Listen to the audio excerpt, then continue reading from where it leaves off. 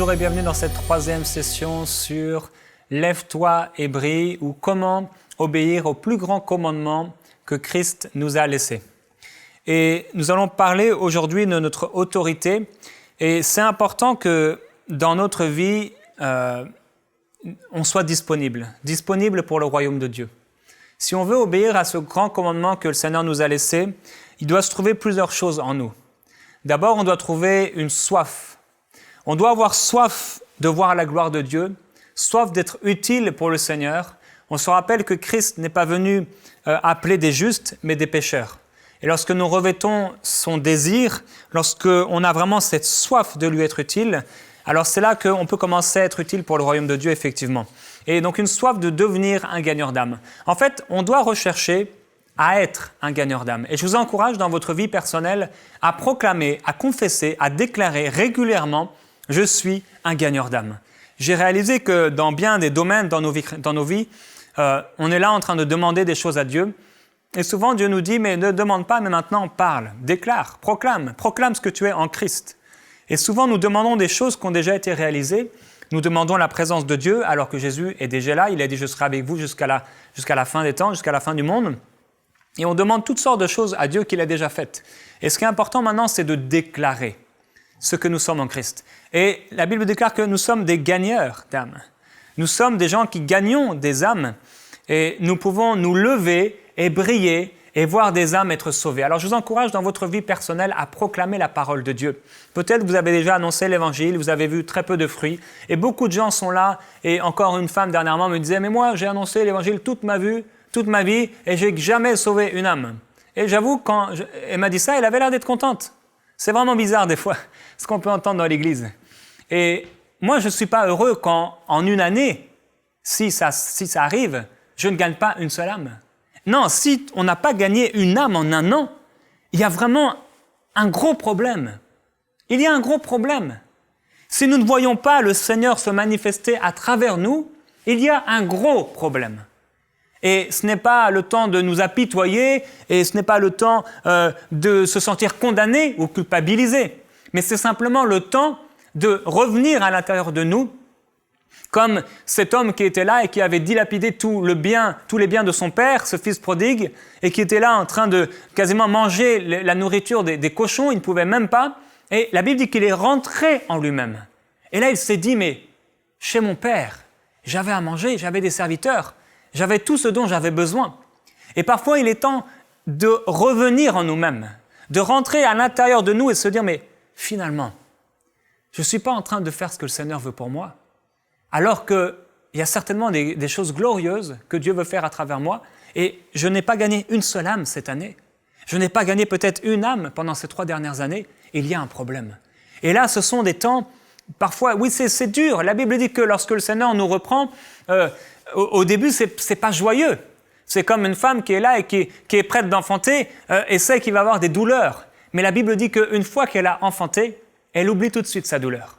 Et ça, c'est glorieux. Lorsqu'elle voit son enfant, lorsqu'elle voit son bébé, elle est là et elle est tellement pleine de joie. Et son mari avec elle. Et on oublie les souffrances, on oublie les difficultés et les temps parfois d'intercession lorsqu'on voit une âme être sauvée, une âme être gagnée. Et il y a donc ces temps qui précèdent le fait d'avoir une âme qui se donne au Seigneur. Et ce sont des temps d'intercession. Ce sont des temps de remise en question. Ce sont des temps où on va chercher, où on va prier, où on va méditer la parole. Ce sont des temps où on va regarder peut-être des exemples, des gens qui ont gagné des âmes, comme l'évangéliste Reinhard Bonnke, ou bien d'autres autour de nous, qui ont un cœur pour le royaume de Dieu. Et on regarde leur vie, on se dit, mais pourquoi? Qu'est-ce qui se passe? Quelle est leur clé? Et en fait, on réalise qu'il y a des clés qui sont essentielles dans la parole de Dieu. Et l'une de ces plus grandes clés, c'est d'être disponible, d'avoir un cœur pour Dieu, être disponible. Nous pouvons déclarer ensemble, « Seigneur, je suis disponible pour toi. » Je vous encourage à le déclarer aujourd'hui, maintenant. « Père, je suis disponible pour toi. Me voici, Seigneur, je suis disponible pour toi. Père, je veux voir des âmes sauvées. Je veux gagner des âmes.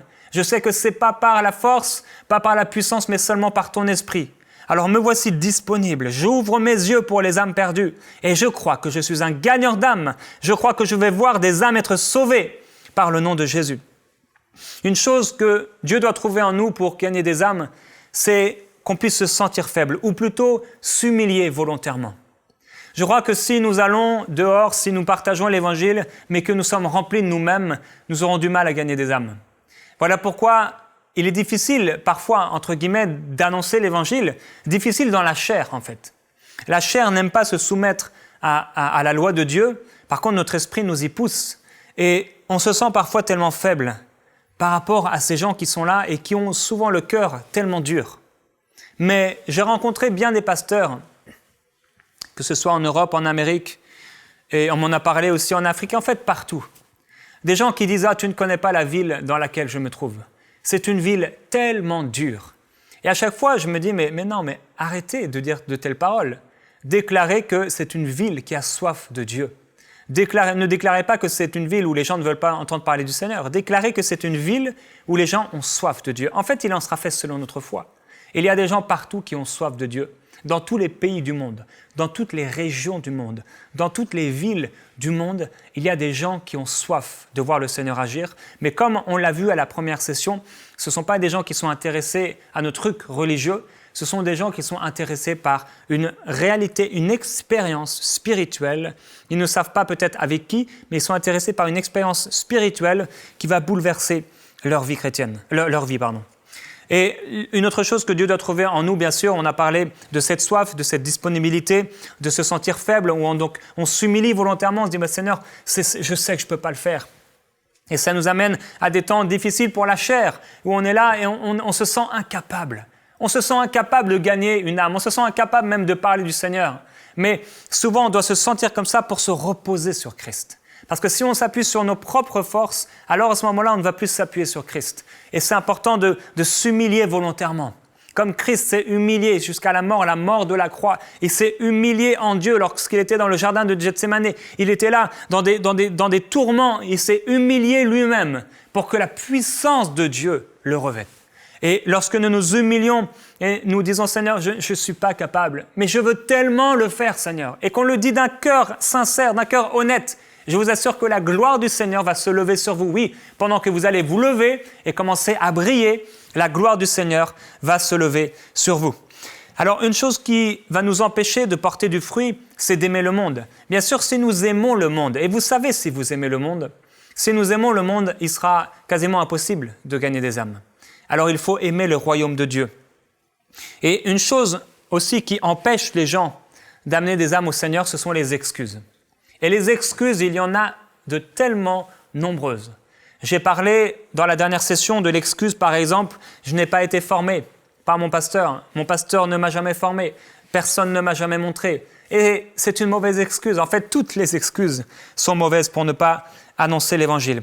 Dans Luc, au chapitre 7 et au verset 20, il est écrit « Arrivés vers Jésus, ils dirent « Jean-Baptiste nous a envoyés vers toi pour te demander « Es-tu celui qui doit venir ou devons-nous en attendre un autre ?» Jean-Baptiste était prophète, un vrai prophète de Dieu. Oh, c'est bon de voir des prophètes de Dieu. Il était un vrai prophète de Dieu, un prophète avec un message, un prophète avec le cœur de Dieu. Ce prophète a annoncé la venue de Christ. Il a annoncé la venue du royaume de Dieu. Mais lorsque Christ est venu, lorsque le royaume de Dieu s'est manifesté, il était dans le doute et il était dans la confusion. Même le prophète était confus et troublé. Parce que le prophète n'avait pas réalisé que le royaume de Dieu il ne vient pas de manière à attirer les regards. Mais il vient comme une faible plante qui sort d'une terre desséchée, assoiffée, et qui vient comme ça. Et souvent on est comme ça, on se sent comme une faible plante dans une terre desséchée. On se sent si petit, on se sent si incapable par nous-mêmes. Et c'est pourtant du même vêtement que Christ séparait. Il séparait de ce vêtement où il se sentait si petit, si incapable, où la Bible dit qu'il a pris la condition de serviteur, dans une condition semblable à la nôtre, afin que la puissance de Dieu se manifeste à travers lui. Et l'apôtre Paul aussi était comme ça. Il se reposait en Christ. Il se sentait si petit parfois. Imaginez-les, ils étaient persécutés. L'apôtre Paul a fait plusieurs fois naufrage, on l'a lapidé, il y avait tellement de choses horribles par lesquelles il passait, mais si c'était appuyé sur lui, il aurait été mort depuis longtemps. La Bible nous montre qu'à un moment, les gens vont être là et ils vont le lapider. Ils pensaient qu'ils étaient morts. Vous savez, les pharisiens, ils faisaient ça régulièrement. Ils lapidaient des gens dans la rue. Vous avez déjà vu de ces vidéos choquantes où vous voyez des gens qui sont là au nom d'une religion lapider des gens. Et c'est horrible à regarder. Mais c'est ce qui s'est passé avec l'apôtre Paul. Il était là. Et on a commencé à arracher ses habits, on a pris des pierres et on les a jetées sur lui, on a fracassé son crâne, ses os, et il était là, il pensait qu'il était mort. Il faisait ça régulièrement. La Bible dit que les disciples l'ont entouré et qu'il s'est relevé. Et le lendemain, la Bible déclare qu'il était à nouveau en train de prêcher l'évangile. Est-ce que c'était par lui-même? Non, c'était par une puissance supérieure. C'était par une puissance de résurrection, le même esprit qui a ressuscité Jésus-Christ d'entre les morts ressuscitera aussi ou donnera la vie à vos corps mortels. Lorsque nous sommes en train d'accomplir la volonté de Dieu, l'esprit de Christ, si bien sûr en plus il y a des frères et des sœurs qui prient pour nous, il viendra à notre secours et nous nous lèverons. Alors oui, nous nous sentons parfois si faibles, si petits, si incapables, si insignifiants, le plus petit des plus petits. Mais Dieu nous dit, va avec la force que tu as, va et commence à annoncer l'évangile et tu vas voir comment ma gloire va se lever dans ta vie. Et donc Jean-Baptiste a dit, es-tu celui qui doit venir ou devons-nous en attendre un autre? Et ça, c'est souvent une des excuses. Les gens veulent un autre. Les gens veulent une autre expérience avant d'aller. Les gens veulent qu'il se passe quelque chose de surnaturel avant d'aller. Alors ils disent, Dieu, quand tu m'enverras ta puissance, quand je vivrai ceci ou cela, alors j'irai. Ou quand j'aurai le désir ardent d'y aller, alors j'irai. Et ce sont des tellement mauvaises excuses. Jean-Baptiste était dans la confusion et il s'attendait peut-être à un autre. Mais il n'y avait pas d'autre, c'était bien Christ. Et il n'y a pas d'autre puissance. La puissance, nous l'avons reçue. Nous sommes nés de nouveau. Il n'y a pas d'autre esprit, nous avons reçu le Saint-Esprit. Il n'y a pas un autre esprit. Il y a peut-être d'autres expériences qui vont arriver, mais nous ne devons pas attendre d'autres expériences avant celles que nous avons vécues, la nouvelle naissance, où nous pouvons maintenant déjà partager notre foi. Certaines personnes vont dire, oui, mais il faut un don. Annoncer l'évangile, c'est un don. Et non, c'est faux. Annoncer l'évangile n'est pas un don, si ce n'est le don de tous les croyants. Il ne faut pas un don pour annoncer l'évangile ou pour gagner une âme. Il faut simplement être né de nouveau et partager l'évangile. Certaines personnes vont dire, les gens ne sont pas ouverts. Et là encore, ce sont des excuses, parce qu'il y a des gens ouverts autour de nous. Les gens disent, je ne sais pas parler. Et on sait ce que le Seigneur a dit au prophète Jérémie, lorsqu'il a dit, oh, je ne sais pas parler, je ne suis qu'un enfant. Qu'est-ce que Dieu lui a dit? Ne dis pas, je suis un enfant, car je t'enverrai. Et tu parleras pour moi. Alors aujourd'hui, on peut dire, mais je ne sais pas parler. Et qu'est-ce que Dieu nous dit? Mais s'il te plaît, tais-toi. Ne dis pas que tu ne sais pas parler, parce que ce n'est pas par ta parole. Ta parole ne sauverait personne, mais c'est par ma parole, c'est par mon esprit, dit le Seigneur. Ce n'est pas par une force personnelle ou par une puissance personnelle, mais c'est par l'Esprit du Seigneur que nous pouvons parler aux gens, et non seulement leur parler, mais cette parole est pleine de vie. Vous savez, la parole, la Bible dit qu'elle est là, elle est réma, c'est une parole qui est révélée. La Bible dit que la parole a habité parmi nous. Elle a habité parmi nous, elle était pleine de vie. Et cette parole, la parole de Dieu, elle est vraiment réelle.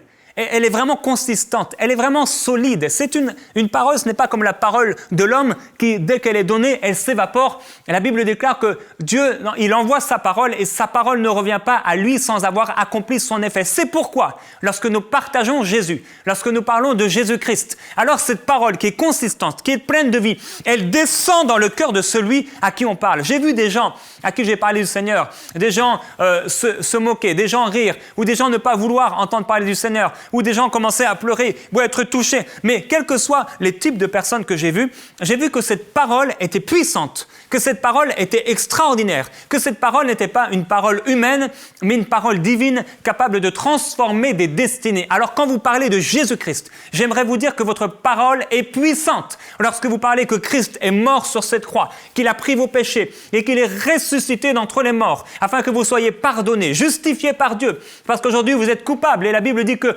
tous ont péché et sont privés de la gloire de Dieu, mais ils sont gratuitement justifiés par Dieu. Souvent, on essaie de trouver toutes sortes d'expériences, on essaie de trouver toutes sortes d'anecdotes. Oh, comment je vais réussir à parler aux gens? Et les évangélistes, Ou souvent, ceux qui veulent partager l'évangile, même dans des églises, souvent ils vont se perdre, ils vont essayer de trouver « Oh, la belle anecdote !»« Oh, je vais chercher la bonne histoire !» Les pasteurs, souvent, ils font ça aussi. « Oh, ils vont chercher « Oh, la bonne anecdote, le bon témoignage, le bon truc. » Mais vous savez, quand on est conduit par le Saint-Esprit, il n'y a pas de bonne anecdote. Lorsqu'on est conduit par le Saint-Esprit, c'est le Saint-Esprit qui parle à l'Église. Et que l'Église puisse entendre ce que l'Esprit dit à l'Église aujourd'hui. Que l'Église puisse entendre que le Saint-Esprit nous appelle à être des gagneurs d'âme, des flammes de feu, à être des gens qui voient le Seigneur agir et opérer, que l'Église ait des oreilles pour entendre et des yeux pour voir ce que l'Esprit dit à l'Église. Parce que le Saint-Esprit parle aujourd'hui. Le Saint-Esprit parle. Oui, nous ne savons peut-être pas parler, mais il sait parler. Il est la parole. Et cette parole est consistante. Et lorsque je parle cette parole, lorsque je parle de Christ, il y a quelque chose qui descend dans la mentalité de cette personne, dans les raisonnements de cette personne, dans l'intelligence de cette personne. Oh, elle est là et cette parole, elle va prendre ses pensées. Je me souviens un jour, vous savez, j'étais dans les bouchons à Paris. Il y a tellement de bouchons à Paris. Vous êtes là pendant des heures à souvent perdre votre temps. Alors prenez ces temps-là pour prier, pour glorifier l'agneau de Dieu et pour partager l'évangile. Parce que des fois, vous êtes là et vous êtes à côté de quelqu'un pendant 5 minutes. Vous pouvez lui partager l'évangile. Oh, il y a tellement de façons d'annoncer l'évangile. J'étais là et on avait les vitres ouvertes parce que c'était l'été. Il faisait très chaud. Et j'ai entendu quelqu'un, un conducteur à ma droite. Et ce conducteur, il a dit mais toutes sortes de gros mots. Ce n'était pas contre moi. Il était fâché, en colère. Vous savez, les gens sont souvent en colère dans les bouchons. Et il a dit des gros mots et des gros mots et des gros mots. Et sérieusement, ça m'a marqué jusqu'à aujourd'hui, des années après. Et un jour, je crois, le Saint-Esprit m'a rappelé cette chose-là que j'avais vécue. Et c'est comme s'il voulait me montrer que sa parole, de la même façon que des paroles qui viennent du royaume des ténèbres, peuvent marquer quelqu'un.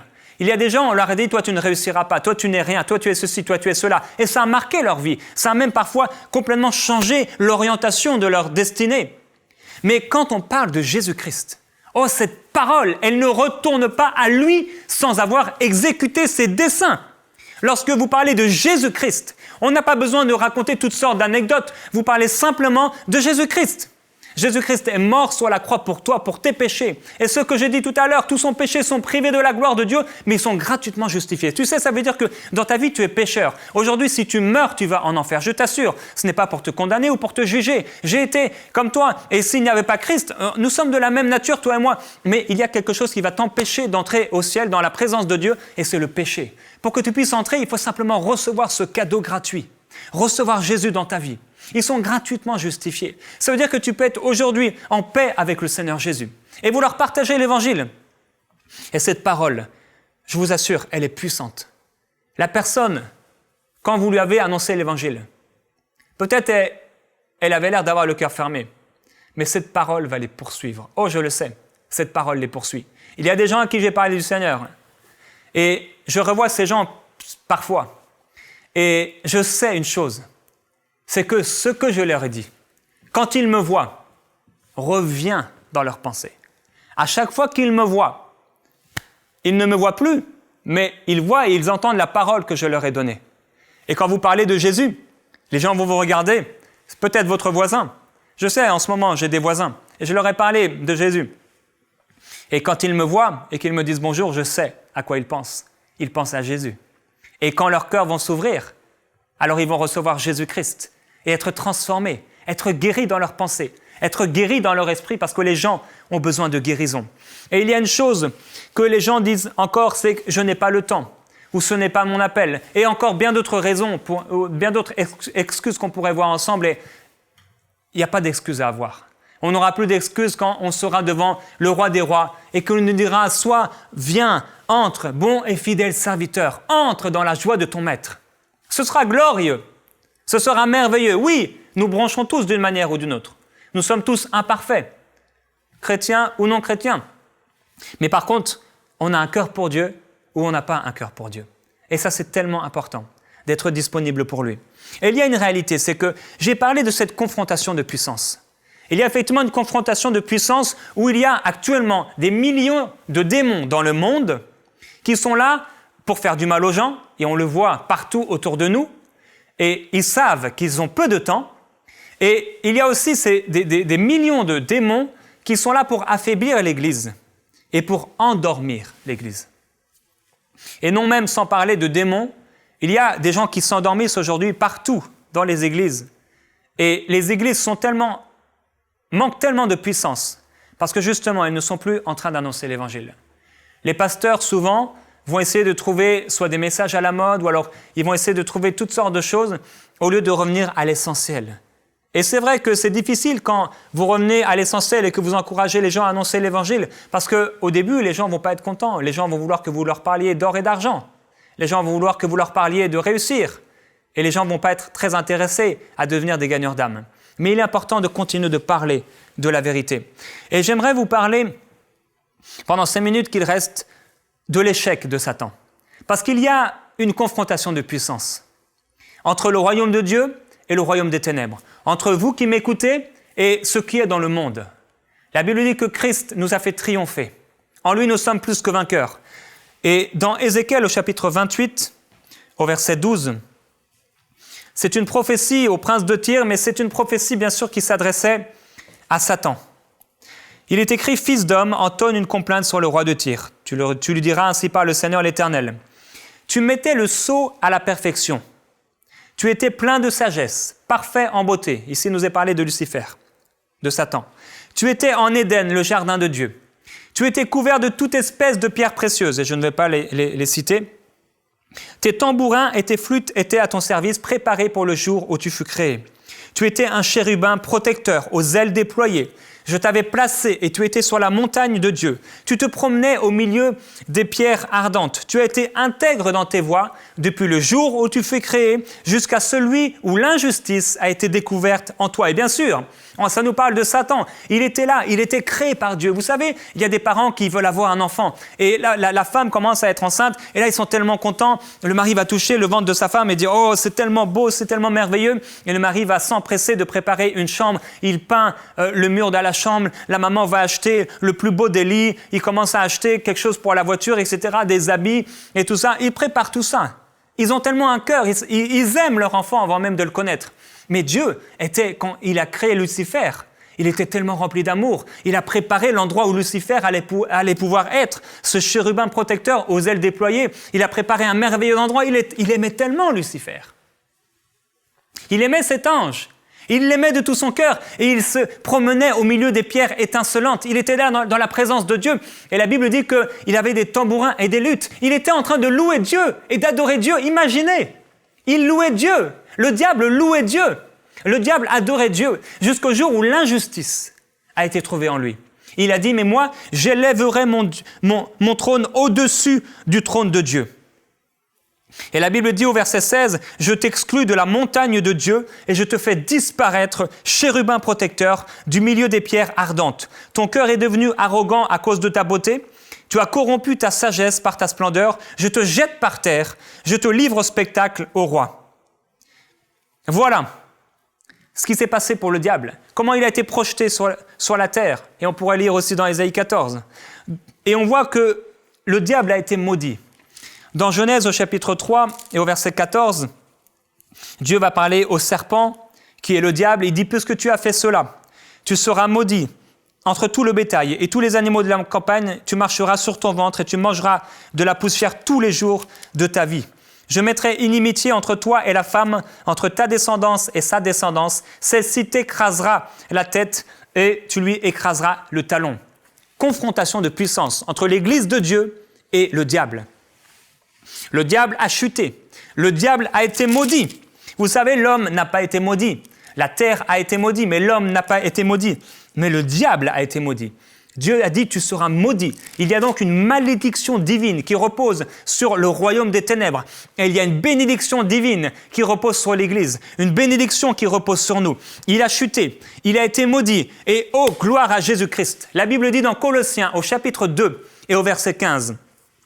Là, il a désarmé toute autorité, tout pouvoir, en les donnant publiquement en spectacle quand il les a traînés dans son cortège triomphal après sa victoire à la croix. Oh, mes amis, quand le Seigneur a été sur la croix, la Bible déclare qu'il a donné publiquement en spectacle toute autorité, tout pouvoir, et il les a traînés dans son cortège triomphal après sa victoire à la croix.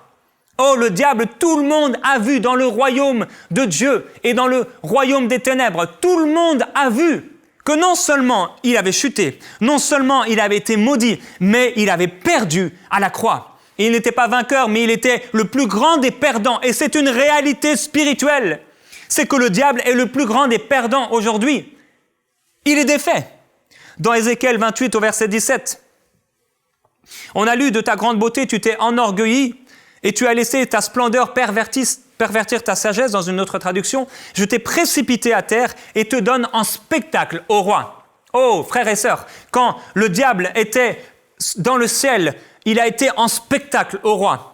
Dieu l'a démis de ses fonctions. Dieu l'a projeté sur la terre. Dieu l'a maudit et il a été en spectacle. Il était comme un homme nu en spectacle au monde. Et quand Jésus-Christ est mort sur la croix et qu'il est ressuscité, à nouveau, il a été en spectacle. Le diable était à nouveau mis à nu. Et en fait, il y a une chose, une réalité, c'est que notre salut se passe en plusieurs étapes. Bien sûr, nous sommes nés de nouveau, nous sommes sauvés, c'est une chose qui est faite. Mais notre salut va s'accomplir en plusieurs étapes.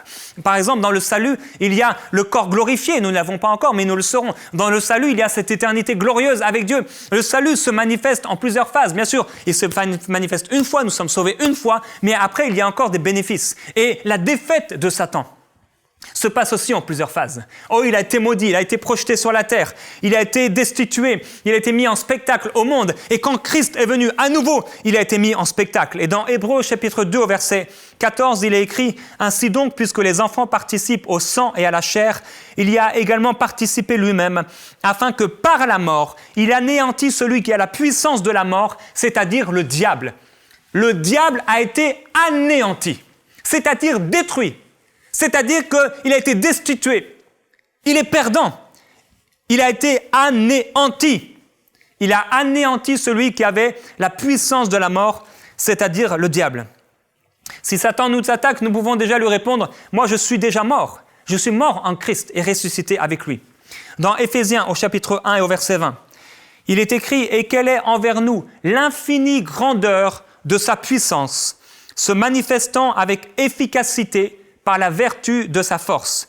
Il l'a déployé en Christ, en le ressuscitant des morts et en le faisant asseoir à sa droite dans les lieux célestes, au-dessus de toute domination, de toute autorité, de toute puissance, de toute dignité et de tout nom qui peut se nommer, non seulement dans le siècle présent, mais aussi dans le siècle à venir. Il a tout mis sous ses pieds et il l'a donné pour chef suprême à l'Église, qui est son corps, la plénitude de celui qui remplit tout en tous. J'ai commencé aujourd'hui à vous montrer une chose. Le diable a été destitué, il y a une confrontation de puissance, mais vous êtes plus que vainqueurs et vous avez la puissance en Christ, la plénitude de celui qui remplit tout en tous pour partager l'évangile et gagner des âmes, les prendre dans les cachots où ils sont, les prendre les prisonniers et les libérer, guérir les malades, poser vos mains sur les malades et les voir guéris, parler de Jésus-Christ aux gens perdus et les voir sauvés. Vous avez reçu cette puissance parce que le diable a été livré au spectacle. Il a été maudit par Dieu. Il a été livré en spectacle. Il a été anéanti et nous avons été glorifiés en Jésus-Christ. Nous avons reçu le Saint-Esprit et toute la puissance de Dieu